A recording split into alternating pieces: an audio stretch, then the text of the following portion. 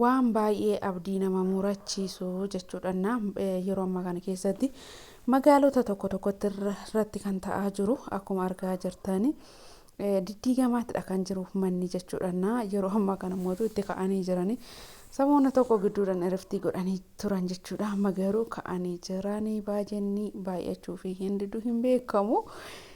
Baay'ee manoota diddiigaa jiran jechuudha. Akkuma argaa jirtan fooqiiwwan ta'ee mana babbareedas ta'e kaan iyyuu kun akkuma argaa jirtan bifa kanaan akkana godhanii jiran jechuudha. Diigamuun manootaa itti fufeetidha kan jiru. Ashama harka fuunee hordoftoota masiyaartiitu jarraa jirtu bakka jirtanitti nageenya waaqayyo isiniif haa baay'atu. Egaa guyyaa irraa biduu birootiin dhufee jira jechuudha. Karaadha kan deemaa jirru akka tasaa ta'ee jechuudha. Asallaadha gara manaati kan garaa jirru. Manoota akkuma argaa jirtanii bifa kanaan diigamaatidha kan jiru. Waaqayyoon obsa isaaniif haa kennuun jedha. Wanta biraa wanti ani jedhu hin jiru. Baay'ee abdii nama murachiisa. Jireenya yeroo ammaa kana keessatti akkanatti waddadee keessatti bifa kanaan mana ofii dhabuu jechuun baay'ee ulfaata jechuudha. Kiraayin mana baay'ee dabalaa jira. Namni baay'ee abdii murachaa jira jechuudha. Keessattuu diigamuu manootaa irratti yeroo wayii adabatanii turanii amma garuu ka'anii jiran jechuudha. Kan hin diigamin illee viidiyoo kana keessatti arguu dandeessanii kun diigame kun maal hafafi jechuu dandeessanii hanga biyaansi kaasanitti ta'uu danda'a. Warroota qalamiin itti dibamee yeroo eeggachaa jirantu jira jechuudha. Baay'ee ulfaata isa dhugaa dubbachuudhaaf kana laaluu jechuun baay'ee abdii nama murachiisa jechuudha. Naannoo kanatti magaalaa bahaatidha kan jirru. Tarii viidiyoo itti aanu keessatti magaalaa kana sirriitti jalqabarraa kanan viidiyoo waraabee hin jira. Bakkee kanatti bakka qalamiin itti dibamedha. Inni kunillee kan ka'uudha jechuudha. Bifa kanaan diddiigameetidha kan jiru. Asitti illee manni guddaan kun kan ka'uudha. Abbaan qabeenyaa ingirii akkanatti miidhagfatee ijaarrate guddaas ta'ee xiqqaa saneessanuma. Abbaan akka humna ofiitti ijaarrata waan ta'eef iyyuu jechuudha.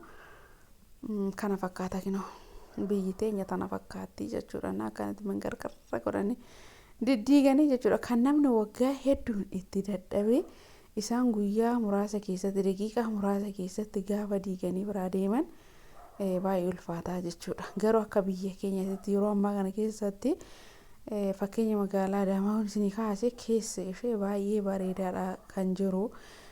Baqa Dubaayin garaagarummaa hin qabu bakkee tokko tokko jechuudha. Garuu mootu namoonni jireenya isaanii mana isaanii irraa buqqaanii jireenya hin taane jiraachaa kaawwan immoo jireenyi isaanii itti tolee kan jiraatan ni jiran jechuudha. Homaa gochuu hin danda'amu. Kiraay yeroo ammaa kana keessatti baay'ee tokko waddadee jira. Indoom warroonni Adaamaa jiran Adaamaadhaa gara biyyoota biraatitti kan keessaa bahaa jiran jiru. Sababiin isaa kiraayin manaa waan baay'ee ulfaataa ta'eefiyyuu jechuudha. Yaa magaalaa xixiqqoo wayyaa kan ijoollee barsiifachaa jiru. Ijoollee isaanii barumsa keessaa kan baasaa jiran jiru. Kan immoo osoo barnoonni illee hin gahin iddoo birootitti deeman jiru jechuudha. Baay'ee tokko nama gaddisiisa haala kanaani. Wanti dhaamsa isiniif dabarsu tokko yoo jiraate yeroo lafa bittan lafa karaa gubbaa jiru tasumaayyuu ta'e taanaan bituu dhiisudha. Hin barbaachisu waan ta'eef jechuudha. Kaasaa hin qabu waan qabu. Yoo karaan irra ba'e callisuudhaan irratti furmaata biraa hin qabu jechuudha. Karaa irratti mana jiru hin bitinaa dhaamsa kooti jechuudha. Maaliif har'allee isinirra gahuu baatu gara fuulduraa wanti dhufu hin beekamu. Karaan bal'achaatidha kan deemu waan ta'eefi kanumaan isiniin jedha jechuudha.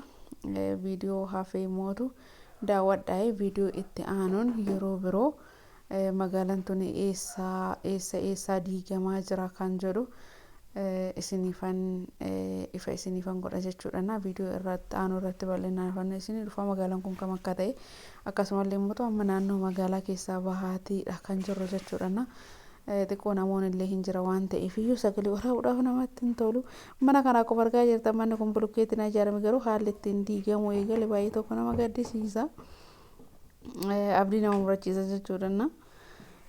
Baqa turtiin keessan viidiyoo waliin haa ta'u. Viidiyoo itti aanu immoo magaalaan kun kamii eessa kan jedhu viidiyoo itti aanu keessatti isiniifan ibsaa jechuudha. namoonni waan jiraniifuu sagalee waraabaan xiqqoo nama dabbara waan ta'eefan of ceeme hanga viidiyoo birootti walitti deemuun turtii gaarii isiniif haa ta'u.